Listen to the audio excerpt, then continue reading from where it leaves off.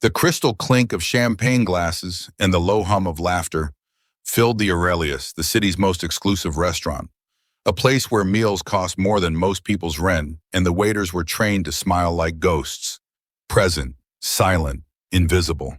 Amid the gleaming marble and chandeliers, a young waitress named Amira Collins balanced a tray of oysters and crystal tumblers, her movements precise, graceful, practiced from years of serving people who never looked her in the eye. That night, the table by the grand window shimmered with wealth. An elegant woman in a white silk dress, diamond necklace catching every flicker of candlelight. Her name was Victoria Lancaster, and she was the kind of woman whose presence could silence an entire room. Power radiated from her like perfume. Every waiter in the restaurant knew her, owner of a real estate empire, married to a man whose name people whispered with a mix of fear and fascination, Dominic Lancaster. But Amira didn't know that name yet. To her, Victoria was just another customer, another demanding, dismissive woman who made a habit of reminding others how small they were. "Excuse me," Victoria's voice cut through the ambient chatter, smooth but sharp. "I said no ice in the sparkling water. Does that look like no ice to you?" Amira blinked down at the glass, one cube half melted. Her stomach tightened. "I'm so sorry, ma'am. I'll replace it right away." "Replace it?" Victoria interrupted, her red lips curving in amusement. "Do you think I have time for your mistakes? Bring the manager. Clearly, service standards have slipped."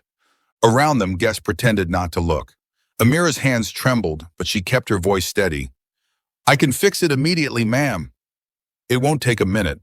Victoria tilted her head, assessing her like one might inspect a bug. "Do you know who I am?" Amira hesitated. Valued guest, ma'am." Victoria laughed, slow and cruel. "Valued guest. That's adorable." For a moment, Amira felt heat rise to her cheeks. Her mind whispered, "Just breathe. Don't make a scene. You need this job." Rent was due. Her brother's school fees were overdue. She'd already taken extra shifts. She couldn't afford to lose this. But as Victoria's laughter spilled across the table again, something inside Amira cracked. It wasn't just this woman. It was every entitled customer who'd ever snapped their fingers at her. Every tip that was a reminder of what people thought her worth was. And behind Victoria's laughter, Amira heard something else. A memory. Her mother's voice, calm but firm, the day she taught her how to make cornbread in their small Louisiana kitchen. "Don't let anyone tell you you're less, baby. Even if they wear gold, even if they own the building, you stand tall." That voice echoed in her head now, rising above the din of the restaurant. "I'll get the manager," Amira said, turning to leave, her pride barely holding. But then Victoria muttered, just loud enough for her to hear, "Pathetic. They'll let anyone wear an apron these days."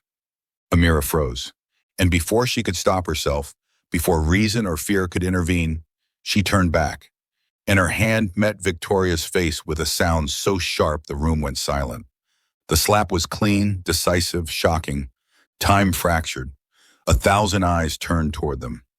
Victoria's hand flew to her cheek, her eyes wide, disbelief dawning like fire. Amira's chest heaved. The tray had fallen, glass scattered, champagne dripping like golden rain onto the marble floor. For a heartbeat, neither woman spoke. Then Victoria's voice came, quiet, venomous. "You'll regret that." It wasn't a threat, it was a promise.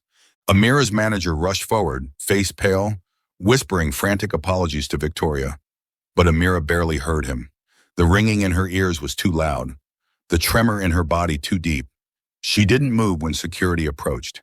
She didn't resist when they escorted her out into the freezing night air, her apron still tied around her waist, her heart pounding against her ribs like a trapped bird. Outside, neon lights flickered against puddles, distorting her reflection. Her hands still burned from the contact, her breath fogged in the cold air. She'd just ruined her life, or maybe, she thought faintly, she just started to take it back. In a penthouse high above the city, Victoria Lancaster pressed a cold cloth to her cheek and dialed her husband. "Dominic," she said, "something unpleasant happened tonight. I want it handled. Down on the street, Amira stared up at the skyscrapers, the glittering symbols of power she'd never had. She didn't know it yet, but the man Victoria was calling, Dominic Lancaster, was watching the same city lights, sitting in the back of a black Rolls-Royce. And in less than 24 hours, their lives would collide in ways none of them could have imagined. If you've ever been pushed to your breaking point, if you've ever stood up when you were supposed to stay silent, don't look away now. You're about to see how a single moment can unravel everything. And before we continue, make sure to like, share, and subscribe to Acts of Depth, where stories like this one dive beneath the surface of human pride, power, and redemption. Amira turned, rain starting to fall in thin silver threads across her face. Her phone buzzed, an unknown number. She hesitated, thumb hovering over the screen. Then she answered. A low voice spoke, calm, measured, dangerous. Miss Collins, it said, you don't know me yet, but I think we should talk. The line clicked dead. Amira's breath caught. She looked around the empty street, the rain falling harder now, washing the night clean. Somewhere behind her, the black Rolls-Royce engine purred to life.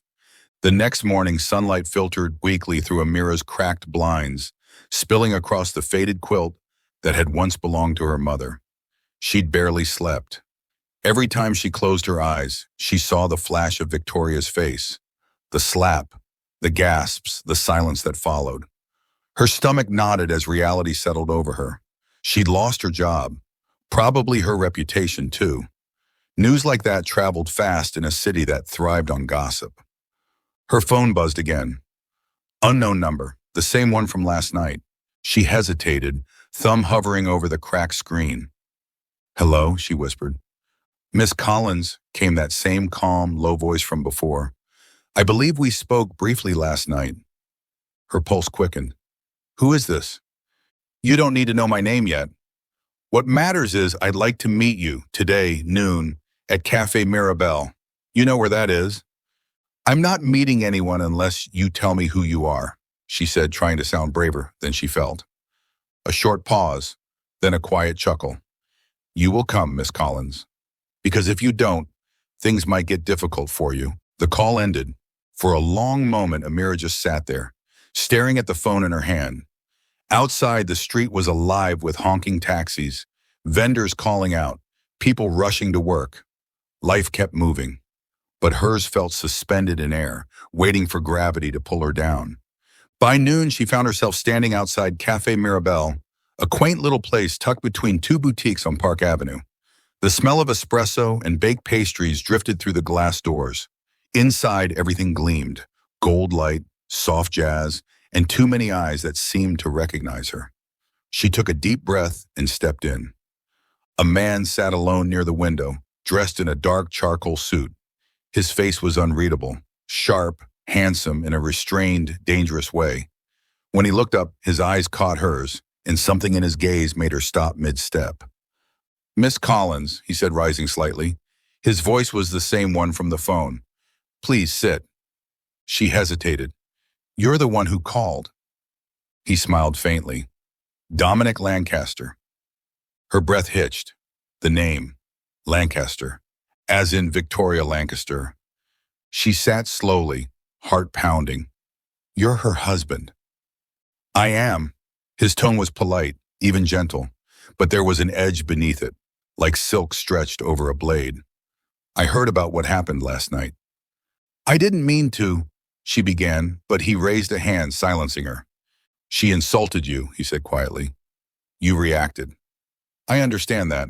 Amira blinked. She hadn't expected that. You do? Dominic leaned back, studying her. You're not the first person she's humiliated. My wife has a talent for breaking things she doesn't understand, but what you did was interesting. I didn't mean for it to happen, she said, voice trembling slightly. I just snapped. And yet, he said, you stood your ground. You didn't beg, you didn't hide, that's rare. Amira didn't know what to say. There was something unsettling about the way he spoke, the calm assurance, the authority that didn't need to raise its voice. Everything about him felt controlled. His posture, his words, even his smile. What do you want from me? she asked quietly. Dominic glanced out the window. My wife doesn't know when to stop. She's already told her lawyers to ruin you. I could let that happen. Or, his gaze returned to her, I could make it disappear. Disappear? Amir repeated. He nodded. No charges. No bad press. You walk away clean. Why would you do that? Because I need a favor, he said, his tone low, deliberate. And I think you're the right person for it. Amira frowned. A favor? From me? Dominic smiled, a small, knowing smile that didn't quite reach his eyes. There's something Victoria's been doing behind my back. Business, let's say. Dangerous business. I need someone to get close to her. Someone she wouldn't suspect. Realization struck like lightning. You want me to spy on your wife? Spy is such an ugly word, he said lightly. Let's call it observation. You'd be compensated, of course. Amira shook her head, heart racing. I'm not getting involved in whatever this is. I just want my life back. Dominic leaned forward, his eyes narrowing slightly. Your life is already involved, Miss Collins. You think what happened last night goes away just because you wish it to? My wife's pride is her religion. She won't stop until you're begging for mercy, or worse. His words hung between them, cold and real. He placed a small envelope on the table. Inside are two things, he said, a retainer for your time and a card with a number. If you decide you want protection, call it. Then he stood, buttoning his suit jacket. Enjoy your coffee, Miss Collins. I'll be in touch. She watched him leave, the soft chime of the cafe door fading behind him. For a long while, she just sat there, staring at the untouched cappuccino the waiter had set down. Her mind was spinning, his words, his offer, his warning. When she finally opened the envelope, her breath caught. Inside was a single white card embossed with a phone number and a stack of cash, thick enough to pay her rent for 6 months. Outside, Dominic's black car waited at the curb. Through the window, he watched her quietly, a shadow of something unreadable passing over his face. Then he spoke to the driver. Keep an eye on her. If my wife makes a move, I want to know first. That night, as Amira walked home through the fading dusk, the city lights reflected in her eyes, half fear, half curiosity. She told herself she wouldn't call that number. But deep down, she already knew she would. Because some doors, once open, don't close again.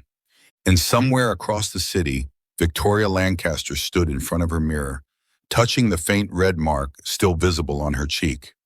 Her lips curved into a thin, dangerous smile. She has no idea who she's dealing with, she whispered. Lightning flashed beyond the window, casting her reflection in shards of light. And the storm, it seemed, was only beginning.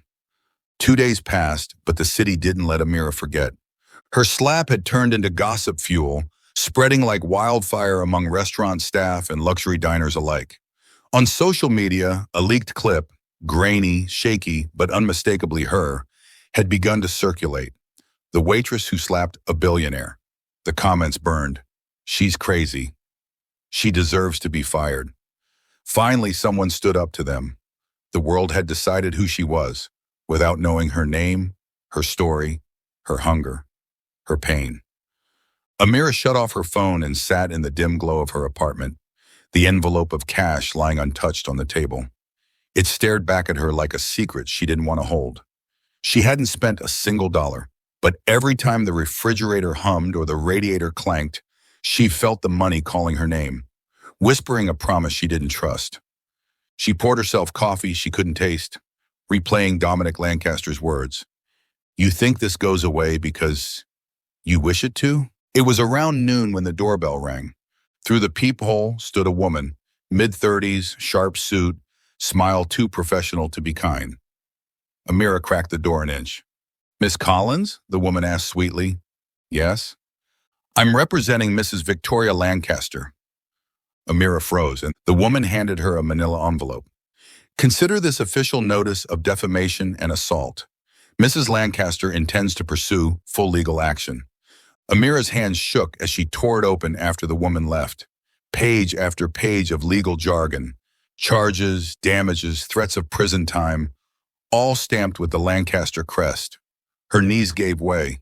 She sat on the floor, paper scattered around her like broken wings. She tried calling the restaurant, but her manager refused to answer.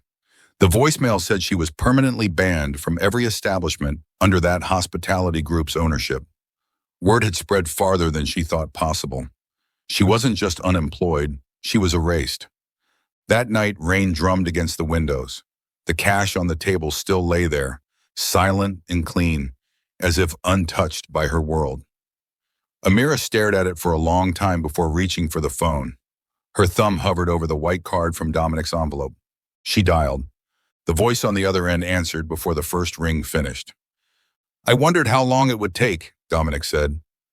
"I didn't have a choice," she whispered. "You always have a choice," he replied softly. "But I'm glad you made the right one. Meet me tomorrow. Same cafe, 8 a.m. The next morning, the world felt sharper, colder. Cafe Mirabelle was almost empty when she arrived. Dominic was already there reading the newspaper, as though he'd been waiting hours. He folded it neatly and set it aside. "You received the papers." She nodded. "I can't fight her. I don't have the money or—" "That's not a problem," he interrupted. "I've taken care of it." Her brow furrowed. "What do you mean?" He leaned back, fingers steepled under his chin. "The lawsuit's been withdrawn. Officially, Mrs. Lancaster has decided to move on."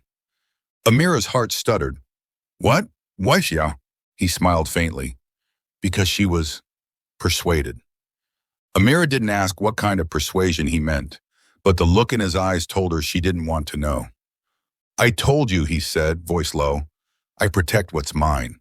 And right now, you're under that protection. But protection isn't free." Amira tensed. "You said you wanted a favor." He nodded. "Yes, I need you to go back to the Aurelius." Her eyes widened. "They fired me." "They'll hire you again," he said simply, "under new management. I bought the restaurant last night." She stared at him. "You what?" Dominic smiled like a man used to moving the world with a whisper. "Let's call it an investment." The absurdity of it left her dizzy.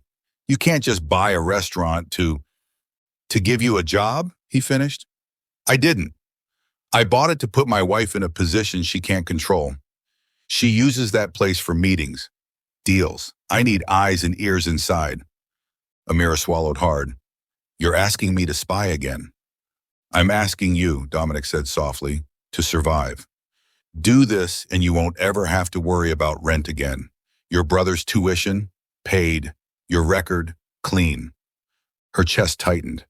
She hated the feeling of debt, of being owned, but she couldn't deny the flicker of relief, the pull of something she hadn't felt in months. Safety. After a long silence, she whispered, "What do I have to do?" Dominic reached into his jacket, pulling out a small gold locket. "You'll wear this while you work. It's just jewelry to everyone else, but it records audio. I need you to listen, not interfere. Just observe. When she meets anyone privately, report it." Amira's fingers brushed the cool metal. "And if she finds out?" Dominic's eyes darkened, the softness vanishing. "She won't." He slid an envelope toward her. This one smaller, thinner. Inside was a new contract from the Aurelius, already signed. "She won't even know you're back because of Mont," he said. "As far as she's concerned, it's a coincidence." Amira stared at the papers, the gold locket gleaming faintly in her palm. The decision sat heavy in her chest. Maybe this was survival. Maybe it was betrayal. Maybe she thought it was both. That night, she returned to her small apartment, turned on the lamp, and looked at herself in the mirror. The locket hung against her collarbone like a confession. She whispered to her reflection, "Don't let them break you again." Then she exhaled and whispered the lie she needed to believe. "This is just a job." Across town in the Lancaster penthouse, Victoria stood by the window in a silk robe, her face calm but her eyes storming. "Why did you drop the lawsuit?" her assistant asked quietly. Victoria smiled without turning. "Because sometimes, darling, you let the enemy believe they've won, so you can watch how they celebrate." The city glittered below her, cruel and beautiful, and Amira, miles away, slipped into sleep, unaware that her life was no longer her own. that she was now a piece on the board of two powerful people, and both had decided she was worth playing. The next morning, when she walked into the Aurelius again, every eye turned toward her. The chandeliers sparkled as if mocking her return, and seated at the corner table, Victoria Lancaster raised her glass of champagne and smiled. "Welcome back, darling." The sound of her voice sent a chill down Amira's spine. The Aurelius had never felt so loud. Every sound, every clink of cutlery, every whisper from the tables, seemed to pierce straight through Amira's chest as she stood there, tray in hand, pretending this was just another shift. Pretending she wasn't wearing a locket that recorded every word that fell from Victoria Lancaster's painted mouth. Pretending she didn't feel eyes watching her from somewhere unseen. Dominic's men, no doubt. She'd been back 2 weeks now, blending in as if she'd never left. Some of the staff treated her like a ghost, others like a warning. Her manager avoided her entirely. Yet every night she showed up, smile fixed, uniform crisp, heart thudding beneath the locket that gleamed faintly against her throat. Victoria, however, was a performance all her own. The woman who had once looked at Amira like dirt now greeted her with a gracious smile, almost too sweet to believe. She ordered calmly, asked about the specials, even complimented the service. But Amira could see the malice lurking behind her eyes, the kind that waited, not to forgive, but to strike when it hurt most. On the third week, the Aurelius hosted its annual charity gala for the city's homeless. The irony didn't escape Amira.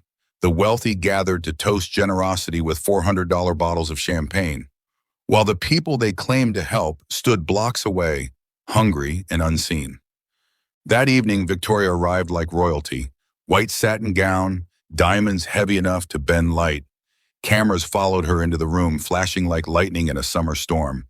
She was untouchable, radiant.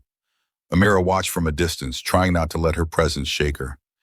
"Keep your head down," she whispered to herself, steadying her tray. Then she noticed him. Dominic sighed, and a faint voice filled the car. "Victoria's. Through Marseille as planned. Dominic doesn't need to know." Silence followed. Dominic stared ahead, jaw tightening. "So it's true," he said finally. "What is she doing?" Amira asked softly. He turned toward her. "Something she shouldn't be doing, and something she'll wish she hadn't." "Dominic, if she finds out—" "She won't," he interrupted, then more quietly, "You've done well, Miss Collins." Her chest tightened. "This isn't what I wanted." "No," he said, leaning closer. "It's what you needed." His voice was low, magnetic, dangerous in a way that made the air feel thinner. "You've been humiliated, forgotten, left behind. And now, for the first time, you have power." Amira met his gaze. "I don't want power," she whispered. "I just want peace." Dominic smiled faintly. "Peace is a luxury people like us can't afford."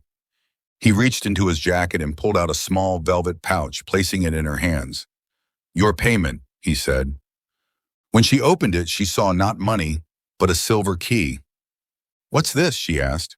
"Insurance," he replied, "for when everything comes crashing down." The car slowed to a stop outside her apartment. "You'll know when to use it," he said. As she stepped out, she turned back. "Dominic," she called, "what happens when your wife finds out what you're doing?" His expression didn't change. "She already suspects," he said. "But by the time she acts, it'll be too late." The car door closed and the black sedan vanished into the city's veins, leaving her alone under a flickering streetlight.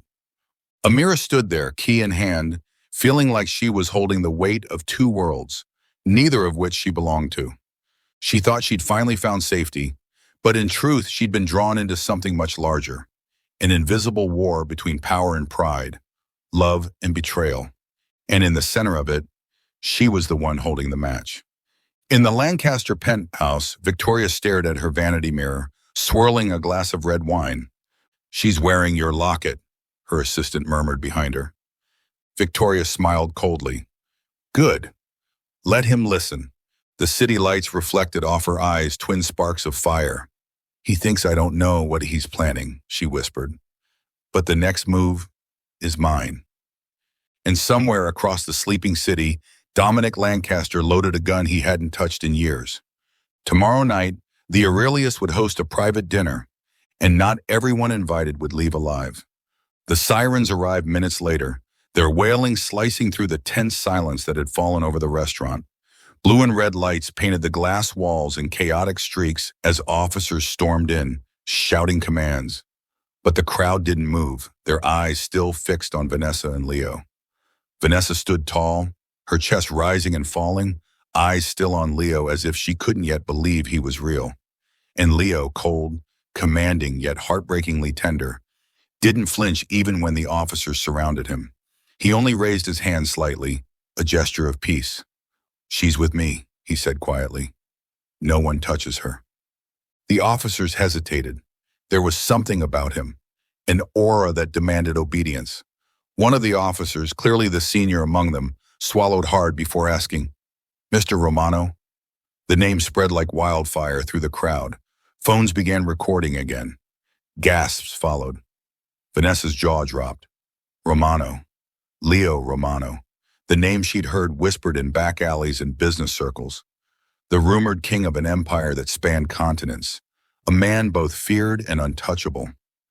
The officer stepped back immediately, lowering his voice. "Sir, we didn't realize." "You don't need to realize anything," Leo cut him off sharply. "You just need to leave." And they did, just like that. The police, who moments ago were ready to arrest a waitress, walked out wordlessly. The billionaire woman, pale and trembling, tried to speak, but Leo turned to her with eyes that froze her mid-breath. "You came here to humiliate a woman who's done nothing but work hard to survive," he said, his voice smooth as silk but sharp enough to cut. "You thought your money made you untouchable. But the thing about power is it belongs to those who have something worth protecting.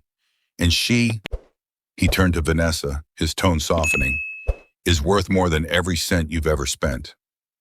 The billionaire woman backed away, her lips trembling, her mascara streaked with tears. She opened her mouth to protest, but no sound came. Instead, she turned and ran, clutching her torn designer bag, as if it could shield her from the shame burning through the stairs around her. When the restaurant finally emptied, Leo turned to Vanessa. The silence between them was heavy, charged with everything unsaid. "Why didn't you tell me who you were?" she whispered, her voice trembling. "Because I wanted to be seen for who I am," he replied, "not for what I have or what I've done." She blinked, tears welling in her eyes. "And what is that?" He smiled faintly, the corners of his mouth twitching like a man who'd forgotten how. A man trying to leave behind a world built on fear. A man who found someone honest enough to remind him what life could be. Vanessa stepped closer, her hand hesitating before touching his chest.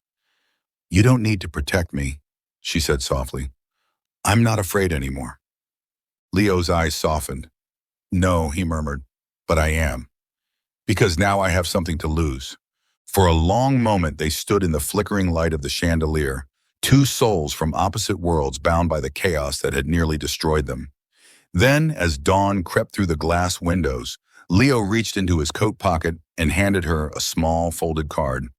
"If anyone ever tries to hurt you again," he said, "call the number on this. No names, no questions. You'll be safe." She looked down at the card, then back up at him, but he was already walking away. "Leo," she called after him, "what happens now?" He paused at the door, glancing back with a faint, weary smile. "Now," he said, "you live. And maybe someday I'll learn how to do the same." The door swung open, the morning sun flooding the restaurant in gold. Vanessa stood there, clutching the card like a lifeline, her reflection shimmering in the broken glass of the chandelier above. For the first time in years, she felt something she hadn't dared to feel. Hope. Weeks later, she returned to work, quieter, stronger, her story now legend among the staff. Customers whispered when she passed, unsure whether to fear or admire her. The owner treated her with newfound respect. Yet every night when the city lights blurred against the dark sky, she found herself looking toward the door, half expecting to see Leo standing there again. He never did. But one morning she arrived to find an envelope on her table. No name, no return address, just a single white rose inside. Beneath it, a note. For the woman who reminded a monster he could still be human. Her hands trembled as she read it, her eyes closing as a tear slipped down her cheek. The world outside was still cruel, still filled with people who believed money defined worth. But somewhere out there, a man who ruled that world had chosen kindness because of her. And that was enough. Vanessa placed the rose in a small vase near the window and whispered, "Thank you." Then she straightened her apron, tied her hair back, and walked into the sunlight. No longer just a waitress, but a woman who had faced down power itself and found something greater in its shadow. The camera would fade on her smile, tired, radiant, defiant, before the screen turned black. "If this story moved you," the narrator would say softly, "remember, sometimes the smallest act of courage can change even the darkest heart." Like, share, and subscribe to Acts of Depth for more stories that reveal the power of humanity in unexpected places.